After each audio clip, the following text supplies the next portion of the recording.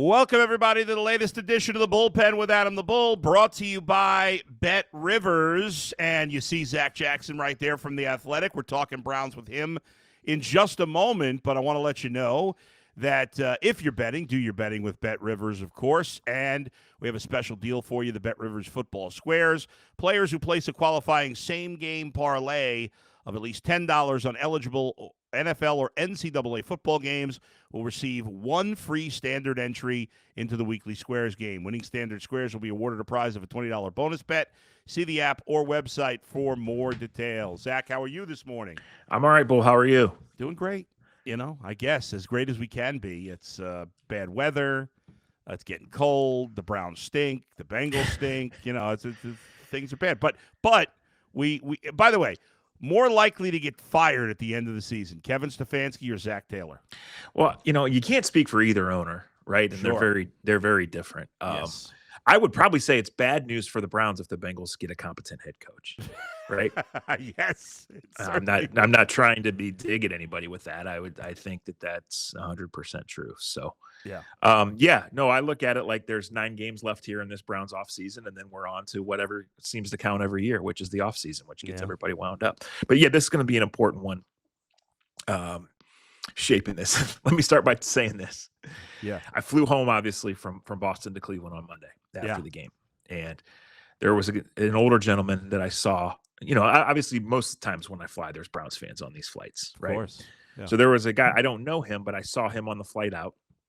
And then the way back, I boarded in group 4 or 5, and there was one seat left, and he ended up being the last person on the plane. He sat next to me wearing this Browns coat and whatever. Yeah. And like I said, I recognized him from seeing him before. I didn't really talk to him. So we land back in Cleveland, and we start taxiing, and everybody's grabbing their stuff and putting their phones back on. Mm-hmm. And he, not trying to get in his business, but he pulls up his phone, and the first thing he pulls up is the AFC North standings. Like, he's not losing hope. That's the disease that is in the brain of the Browns fans. They fans are so desperate for hope. Right, and that's what makes this whole thing more disappointing. Yeah. Right? It's like if they, if they would have drafted a quarterback and put a quarterback out there that gives them hope, then maybe there would have been some hope. And I understand the top half of this rookie class represents hope, but at 2-6 for the second consecutive year, like, Bull, that's a stat that matters to me. Right? Yes. Even in the world where each game is its own thing and each week is its own thing in the NFL, because that shows you're in like bottom 5 in every offensive category for the second year in a row. That's a pattern. That it's incompetence, right? Yes. And every time Dylan Gabriel goes out there, he doesn't have a chance. And the line stinks, and the receivers are beyond bad, but he doesn't have a chance. And this is who you took with a top 100 pick and said, "This is our plan. We're going to put this guy in October." As a rookie, and we're going to show that we're moving forward as a franchise. And they've gone backwards. They have gone backwards. Yes. And, who knows how they'd look here. And obviously the jury is still very much out on Jackson Dart. But in a different world, if the Browns had drafted Jackson Dart in the first round and then taken, a wide receiver and, whatever. Correct. I mean, like, at 2-6 when you if you're a Giants fan right now, and I know they have a much better overall history in the last 30 years, but recently they've been as pitiful as the Browns, maybe even more pitiful in the last decade. But if I have friends that are Giants fans, they have hope right now because they have a quarterback they think there's a chance he's going to be good.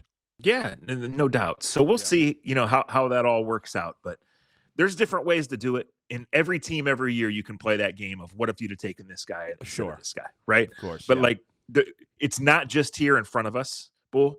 It is that they did not address wide receiver or offensive line in the draft. So you could see this coming, right? And then you go forward and it's like, well, now you're stuck in these positions. And so when it's this negative and it's this bad, and then the GM doesn't speak, right? I mean, and I'm not trying to make a huge deal out of that, but the GM's resume right now is Deshaun Watson and Dylan Gabriel.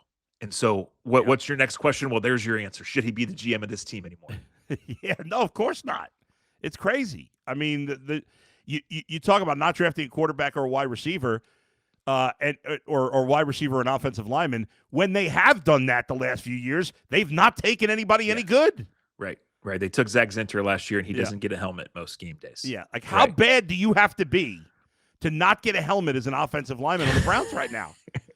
That's. I mean, you're like you should be sitting with me and Yeah. not be on the football field if you're that Right. bad. Right. Well, the guy they chose as their insurance option, Cornelius Lucas. He started games at both tackles, but he's been in a healthy scratch for 3 games also. Yeah. Right. No. Yeah. I mean, it's bad.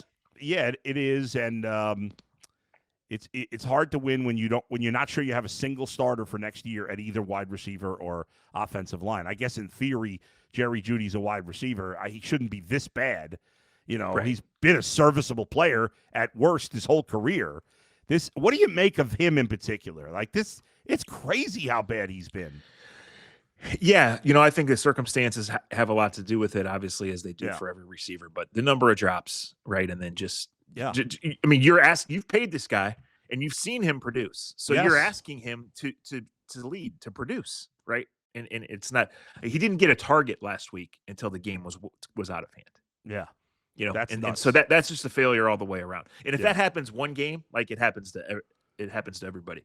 But like, let's look at the pattern of what this season has been for Jerry Jeudy, and it's been terrible. Like the one game they force fed him, I think he had 5 for 43. Right. Yeah. I mean, there's just nothing. I mean, Harold Fannin is the number 1 wide receiver on this team. A 21-year-old backup by depth chart tight end is the number 1 wide receiver crazy on this team.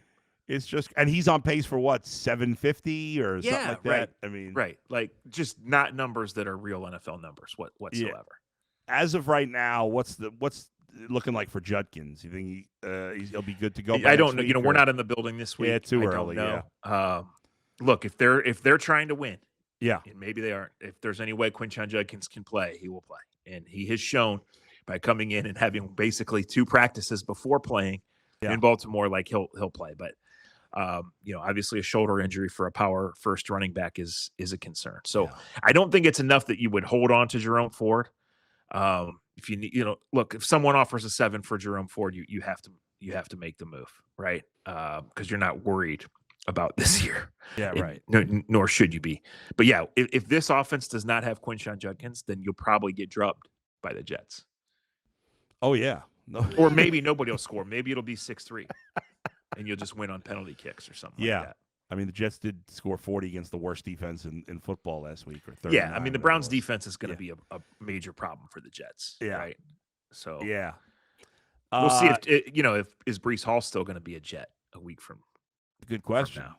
It's probably. It's the who will you trade bowl. I mean, the 2 teams with some things to trade.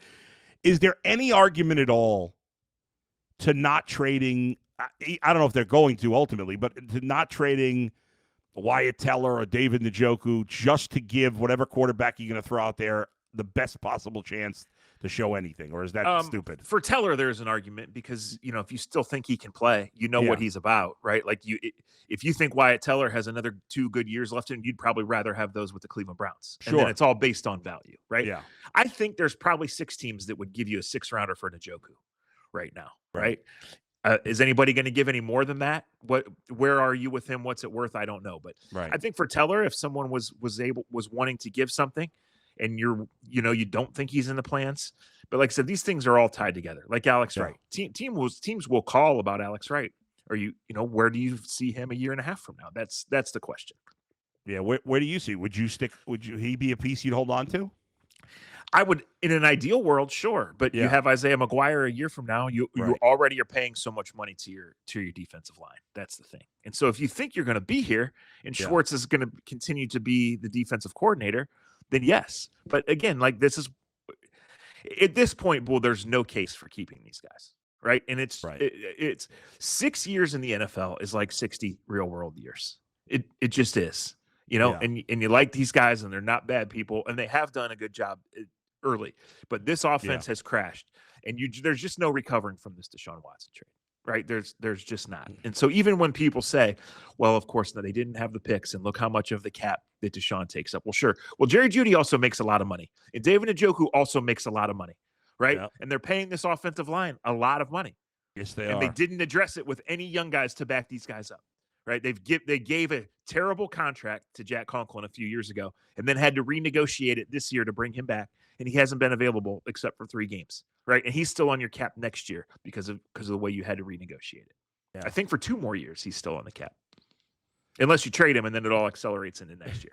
Njoku's cap number next year Yeah. is $24 million, and he does not have a contract. Oh my God! And he's just an average player. He's a $2 million player right now. Yeah. And he's $24 million is his cap number for next year. Jeez.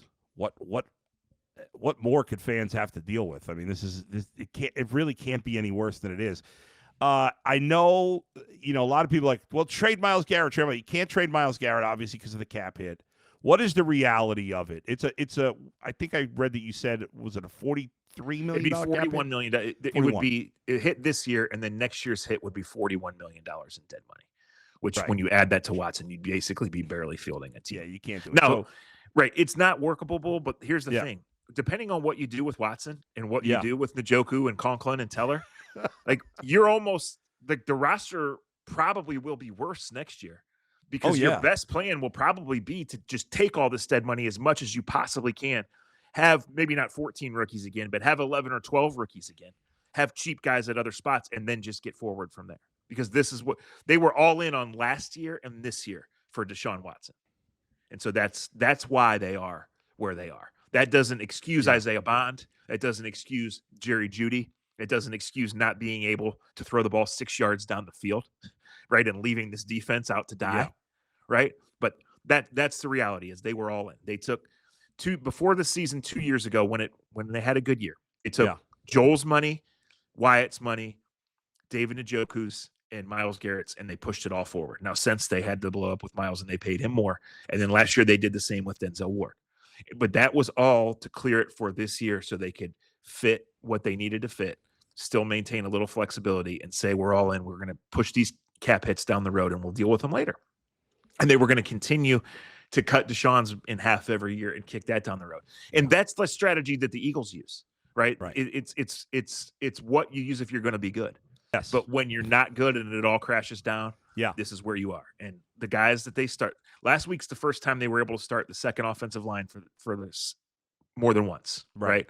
But all 5 guys who trotted out there do not have a contract for next year. And I've heard people say good. Well, where do you think you find offensive linemen? You're going to start 5 rookies on the O-line? Right. Like Joel Bitonio is like a borderline Hall of Famer, and he's not going to be here. Good. Or I mean, what's wrong with you? I think those people want rookies at every offensive line spot. Zach, so that's the solution. Well, and this goes back to it. Like, look, if there's a real offer for Pochik or Teller, like you have to take it. I don't know what the real offer would be, and it's not just weighing the rest of this season. It's weighing where you're going to be a year and even 2 years from now, because Teller's not going to re-sign for nothing just to come back and play on a crappy team again. Right. No, if Wyatt Teller hits free agency and is healthy, Wyatt Teller's going to get paid. Yeah, and he's going to be paid by at least a decent team, if not a very good team. Sure. It's really, when it comes to the cap, it's really about how the Eagles, the cap's not that big a deal because they use it on players that are worth using it on. They're winning. They won the championship. Nobody's talking in Philadelphia about the cap. It's not a problem. But yes, when you screw up every single move, pretty much, that's when it's a disaster. So now, not only are the Browns bad, they're also in the worst cap situation of any team in the league. If you factor in like cost per player, this may be the worst roster in the history of sports. Well, yeah. I mean, look, their plan to outspend the cap it helps them, right? And we've talked about this before, Bo. Like, it's supposed to be an advantage when your owner's willing to outspend everyone, right? But you've just painted yourself into a corner. So they will have a chance to go get guys. But like, what good offensive linemen hit the free agent market? They don't, because you have to re-sign them. The cap went up for everybody. Everybody has the opportunity to spend ahead on guys. That's the thing. That's the flaw in this strategy. And obviously there's many flaws with what's going on here, right? And we're not digging in and calling these guys awful people. And we're not saying this is an easy job, because it's not. But this team is sunk, and it's been obvious. And anybody who's going out and saying otherwise, talking about it, is lying. They're just lying. Yeah. Andrew Berry's resume is Isaiah Bond, Deshaun Watson, and Dylan Gabriel. 2-6, 2 years in a row. Yeah. This offense is beyond putrid. Yeah, it's that sums it up well. Jerry Jeudy, $41 million guaranteed. 2 targets, no catches last week. Yeah. While your rookie quarterback's out there drowning. Yeah, he's got no chance. Right. Are they? What do you make of Stefanski's? Like, what's the truth? What's the truth about Shedeur Sanders? Because people obviously want to know. Like, what's the reality? They think he stinks. Is that the reality? Yeah. Let me clarify that I don't know. Kevin Stefanski has never said to me, right? But Reading Shedeur Sanders has been here since May 10th. Yeah. Right. And he never got one single rep with the number one offense. He started a preseason game. He played in another preseason game, and he drowned, and he was replaced in a preseason game before he could get a 2-minute drill. And since October 6th, Shedeur Sanders has been the number 2 quarterback on this team, at least in theory. And he has not gotten a single number 1 rep. And they have a guy out there who's completely overmatched and has no chance, and they won't entertain the thought of benching him.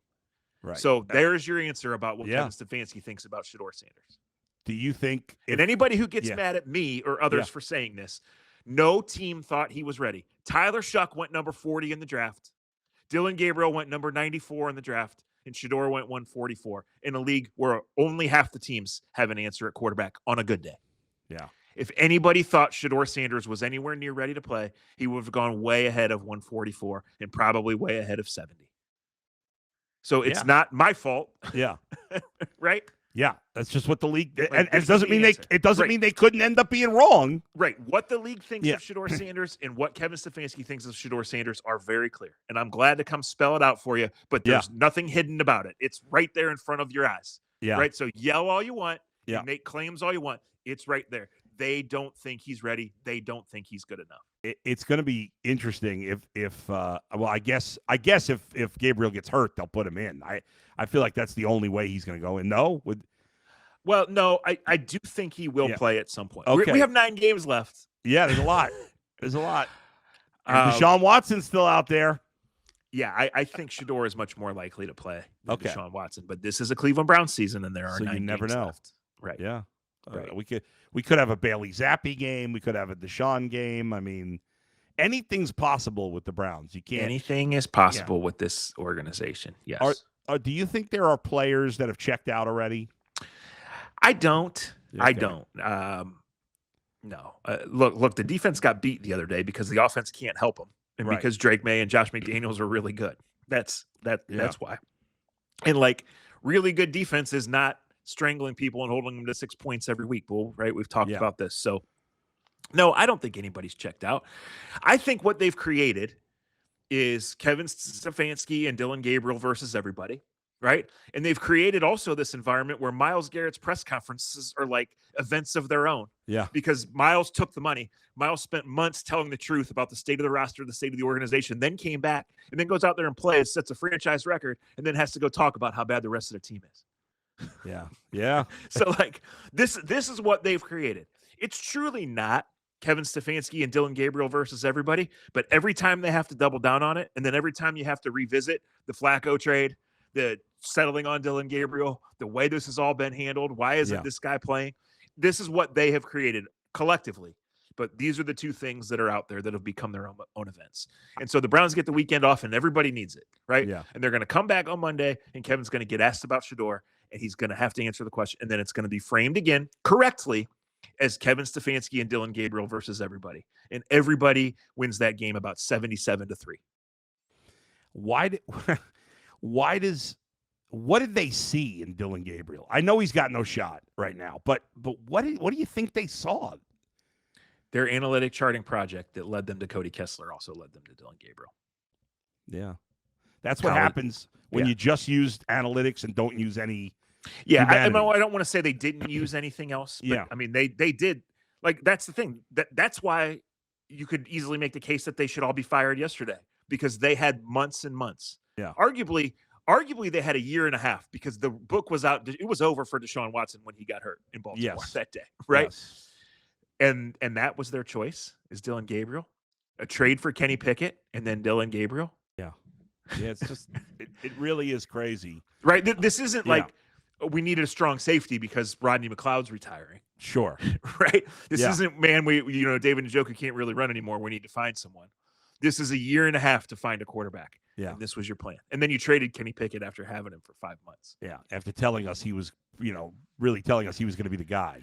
Yeah, only Jason Lloyd was saying that. I mean, Only but, Jason? but the team was nudging that out there. Yes. And it never made sense. Just like what the product they put out there every Sunday never makes sense. Makes sense. It's so embarrassing, Bull. It really is. And then the same week of all of this, they reveal they send out their ticket prices for the new dome.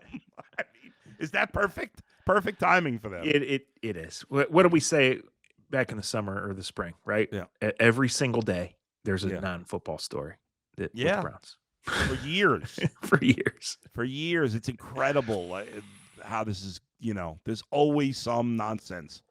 Man, has somebody written a book yet? Will you write a book on all the nonsense? Only the nonsense. The off the field. It would be stuff. 429 chapters, so I don't know how we would package that. I don't know. I think it'd be a must read. I think even non-Browns fans would want to. But where do you start, honestly?